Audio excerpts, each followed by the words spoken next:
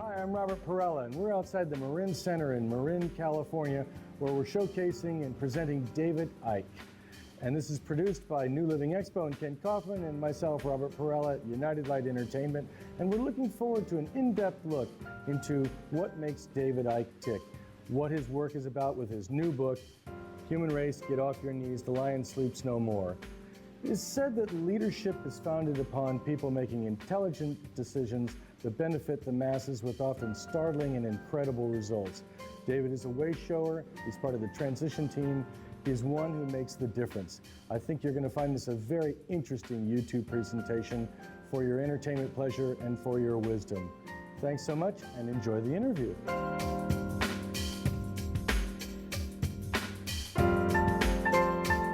David, when I read your book, Human Race, Get Off Your Knees, The Lion Sleeps No More, one of the things that stuck out for me was the fact that the moon is a hollow construct that has been interacting with human DNA since perhaps before recorded history. I'm looking at that and saying to myself, when we have a revealment or an understanding like that, something like that only comes around every 300 years. It's a remarkable finding. Why do you feel that? Well, to answer that question, you really have to look at my life in the last 20 years. 20 years ago, I had a massive awakening, and I went to a psychic when I was still a television presenter, still a national spokesman of the British Green Party, into none of this stuff at all, and was told I was going to go out on a world stage and reveal great secrets. And what was said to me at that time was that they, whoever they are, would lead me to knowledge and put knowledge into my mind. And that's exactly what's happened for 20 years. From that moment, I went on a journey where some unseen force has been handing me pieces in a puzzle. And after 20 years, you get to know the sequence. And you get to know when something's going, look at this, look at this, look at this. What has happened again and again and again, Robert, is a subject has come into my life out of nowhere.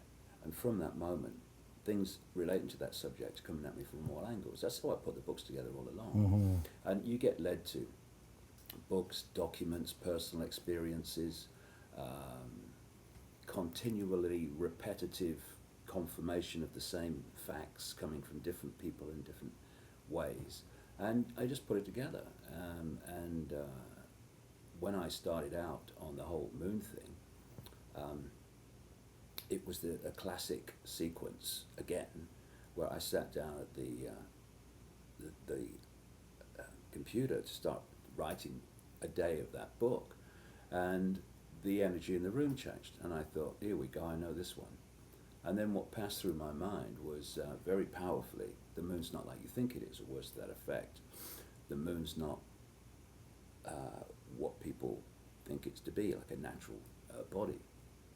And I put a few words into NetFind, and up came a book called Who Built the Moon, which I'd never heard of, by two researchers who've written other books.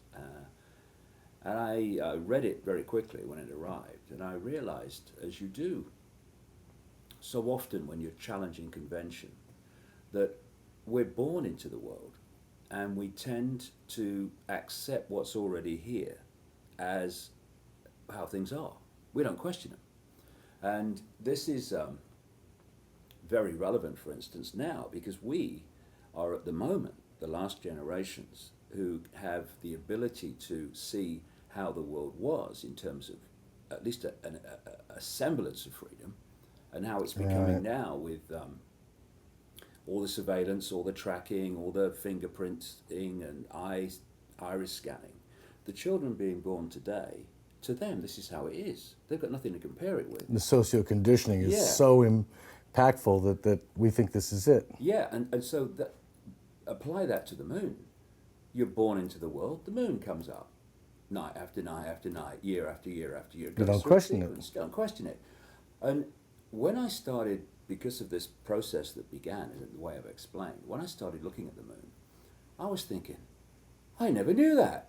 I never knew that. And so often when you see what is accepted to be scientific fact, like, oh, this is how the moon was formed, mate. When you go through the process of following that back, it's a theory. In truth, science has no idea where the moon came from. And as one scientist said quite rightly, the only thing you can say for sure about the moon is it must be observational error. It shouldn't be there. It's far too big. And as this book, Who Built the Moon, points out, the geometry and the mathematics between the moon, the earth, and the sun are absolutely incredible.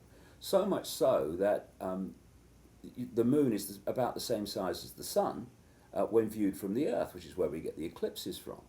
And then you start to realize the extent to which, never mind this moon matrix that I'm talking about as an add-on to this, even the moon being there, the size that it is, where it is, it's a fundamental impact on human life.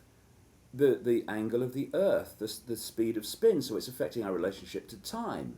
It has a fundamental impact on the endocrine system, which connects into the chakra system, which connects into the hormonal system. It has an impact, a serious impact on the pineal gland, part of the third eye, the sixth sight, the getting out there beyond five sense reality. And of course it has a fundamental effect on the tidal systems of the earth, and we're 60-70% water. It must have some effect even on that level. And when I started going down this road and seeing all these anomalies, and then you start to see that when the moon has been impacted with a major hit, and they've got seismometers up there to sort of recording all this and seeing what happens. And you know, they say that the moon rings like a bell or rings like a gong. One scientist talked to the authors of this book saying that it kind of shook and in a way that was like it was hollow and had hydraulic struts inside it, you know. And then you've got this very, very large titanium content of the moon, which is very different to the Earth. And what the official story of science is that the moon came out of the Earth, that a Mars-type planet hit the moon and hit the Earth rather, and a great chunk came off and became the moon. And they call that the first one anyway, the Big Whack theory, or this impact. But when the physics of that didn't work out, they came up with a double Big Whack theory, which is that this Mars-type planet hit the Earth, went away, came back, giving another smack. You know, it's like they haven't got a clue, and it's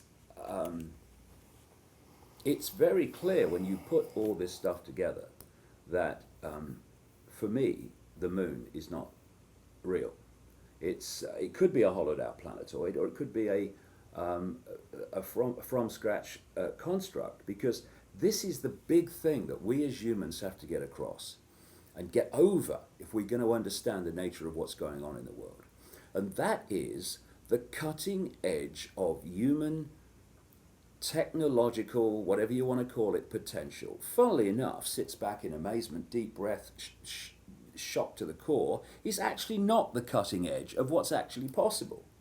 And if you want to suppress someone's sense of possibility, then suppress the information that gives them the understanding that far more is possible than appears to be so. Example, if you keep from people the law of gravity, the idea the Earth is not flat is ludicrous, because people at the bottom of a sphere without gravity would fall off. And you go, it's impossible. It's got to be flat, mate.